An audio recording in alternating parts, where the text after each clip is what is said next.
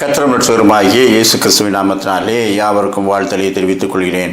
ஒரு வேதாகம கல்லூரியிலே கூடைப்பந்து விளையாடும் மாணவர்கள் எல்லாம் மாலையிலே 6 மணி கடந்தும் விளையாடுவார்கள். ஆனாலும் அந்த கூடைப்பந்து மைதானத்தை பராமரிக்கின்ற ஒரு பணியாளர் அவர் பொறுமையாக காத்திருந்து அவர்கள் ஆட்டத்தை முடிக்கும் வரை அமைதியாக இருந்துவிட்டு அதன் பிறகு அந்த மைதானத்தை மூடி செல்வார்.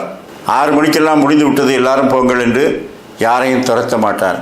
அது வேதாகம கல்லூரி என்பதனால பிற்காலத்திலே ஊழியர்களாக மாறுகிறார்கள், அவர்கள் ஒழுக்கமுள்ளவர்களாக இருப்பார்கள் என்று அவர் நம்பியிருந்தார். ஒரு சமயத்தில் ஒரு மாணவன் அவர் என்ன செய்து கொண்டிருக்கிறார் என்று போய் பார்த்தான். அவர் இவர்கள் விளையாடும் வரை மைதானத்தில் ஓரத்தில் அமர்ந்து வேதாகமத்தை எடுத்து வாசித்து கொண்டிருந்தார். அவர் என்ன வாசிக்கிறார் என்று அவரிடத்தில் கேட்டார். அப்பொழுது அவர் தன்னுடைய வேதாகமத்தை காட்டினார். அது வெளிப்படுத்தின விசேஷம் பகுதியாக இருந்தது. இவருக்கு ஆச்சரியம்.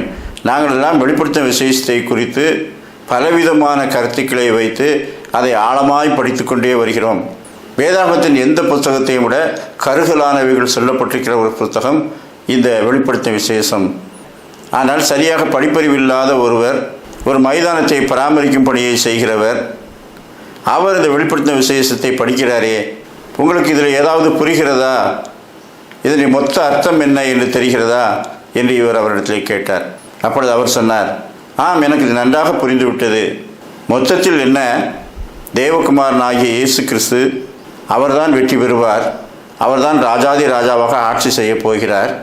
யாரெல்லாம் அவருக்கு பின்னே அவரோடு இருந்து இந்த பூமியில் யுத்தம் செய்கிறார்களோ அவர்கள் அவராலே சேர்த்து கொள்ளப்படுவார்கள், அவர் இருக்கும் இடத்திலே இருப்பார்கள். இதைத்தான் இந்த வெளிப்படுத்தின விசேஷம் புத்தகத்தில் மட்டுமல்ல வேதாகமம் எங்கும் சொல்லப்பட்டிருக்கிறது என்று சொன்னார். அப்பொழுது அந்த வேதாகம கல்லூரியிலே படிக்கும் மாணவன் யோசித்தார், ஆம், நம்முடைய வாழ்க்கையிலே நாம் எதை நம்ப வேண்டும், எதை விசுவாசிக்க வேண்டும், அதை தவிர வேறு எங்கெல்லாமோ தேடி எடுத்து வேதாகமத்திலே நாம் வாசிக்க வேண்டிய அவசியம் இல்லை. அவர் சொல்லிவிட்டார், நாம் இயேசுவோடு இருக்க வேண்டும், இயேசுவுக்கு பின்னாக இருக்க வேண்டும். ஏனென்றால் அவர்தான் ராஜாதி ராஜாவாக என்னைக்கும் அரசாளப் போகிறார். இதுதானே சத்தியம். இதைத்தான் தேவகுமாரனும் சொல்கின்றார். அவரை விசுவாசிக்கிறவன் ஆக்கினைக்குள்ளாக தீர்க்கப்படான், விசுவாசியாதவனோ தேவனுடைய ஒரே பேரான குமாரனின் நாமத்தின் மேல் விசுவாசம் உள்ளவனாக இராதபடியினால் ஆக்கினைக்குள்ளாக தீர்க்கப்பட்டாயிற்று. குமாரனை உடையவன் ஜீவனை உடையவன், குமாரன் இல்லாதவன் ஜீவன் இல்லாதவன்.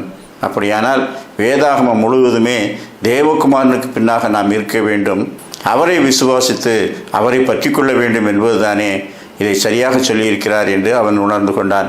வெளிப்படுத்தின விசேஷம் 17:14 ஆட்டுக்குட்டியானவர் கர்த்தாதி கர்த்தரும் ராஜாதி ராஜாவுமாய் இருக்கிறபடியால் அவர்களை ஜெயிப்பார். அவரோடு கூட இருக்கிறவர்கள் அழைக்கப்பட்டவர்களும் தெரிந்து கொள்ளப்பட்டவர்களும் உண்மையுள்ளவர்களுமாய் இருக்கிறார்கள் என்றான். வெளிப்படுத்தின விசேஷம் 1:6 நம்மிடத்திலே அன்பு கூர்ந்து தமது இரத்தத்தினாலே நம்முடைய பாவங்களை நம்மை கழுவி தம்முடைய பிதாவாகிய தேவனுக்கு முன்பாக நம்மை ராஜாக்களும் ஆசாரியர்களும் ஆக்கின அவருக்கு மகிமையும் வல்லமையும் என்றென்றைக்கும் உண்டாயிருப்பதாக. ஆமேன். தெரிந்து கொள்ளப்பட்டவர்கள், உண்மையுள்ளவர்கள், அவருக்கு பின் செல்லுகிறவர்கள், அவர்கள் ராஜாக்களும் ஆசாரியர்களுமாய் இருந்து கர்த்தருக்கு பணிவிடை செய்வார்கள். அந்த பாக்கியத்தை நாம் பெற தேவகுமாரனுக்கு பின் சென்று கொண்டிருக்கின்றோமா? கர்த்தர் தாமே அப்படிப்பட்ட நல்ல சிந்தனைகளை இந்த நாளிலும் நமக்கு தந்தருள்வாராக. ஆமேன்.